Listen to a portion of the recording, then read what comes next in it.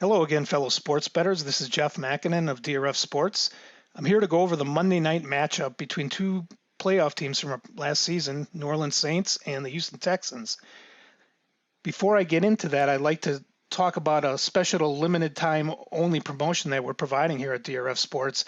Basically, you can get your first week of service for free. All you have to do is sign up and use the promo code PENNY. So what you'll get is you get all the stats and trends and ratings and tip sheet with all the expert picks. You get all that information for free, and you'll be well onto your way to winning this season. So take advantage of that special offer. It's a really good promotion. Looking into this game, the first thing that comes to mind for me is, as I look at the matchup, is the hangover effect for New Orleans. How is this team going to react after last season's no-call pass interference that pretty much cost them the game against the Rams and sent Los Angeles to the Super Bowl? That really is the intangible factor that you have to consider and you can't ignore. And when I look at scrolling down into the game preview, that is, of course, where we lead off. First sentence. Perhaps no team wants to move on from last season more than the New Orleans Saints. So really consider that as you make your wager on this game. From a rating standpoint, you can see that our first estimate of our game simulator projects New Orleans to win 27-19, so roughly near the current 7-point spread.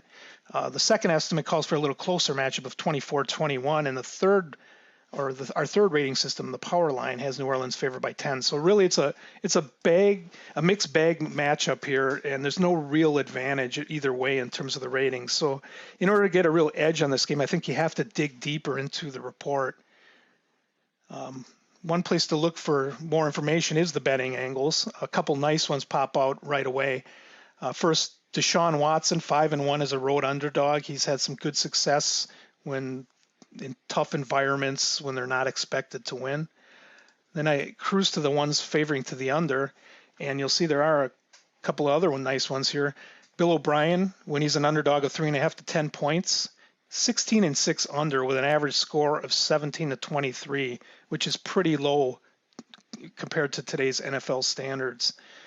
There's a nice betting system above it that's basically the long and short of this one is first 2 weeks of the year, if you had a couple teams with winning records the prior year, but one of them closed out the season with 3 or more ATS losses, you should play the under.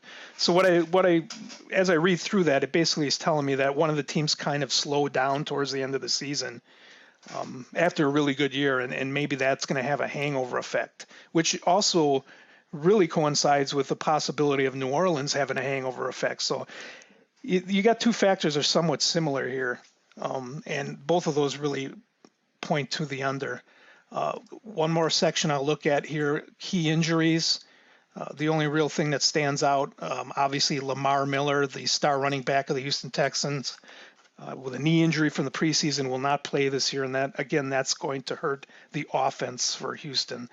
Thanks again for listening. And just a reminder to take advantage of that special offer we have at DRF Sports. Just sign up using the promo code PENNY, and we will talk to you soon. Thank you.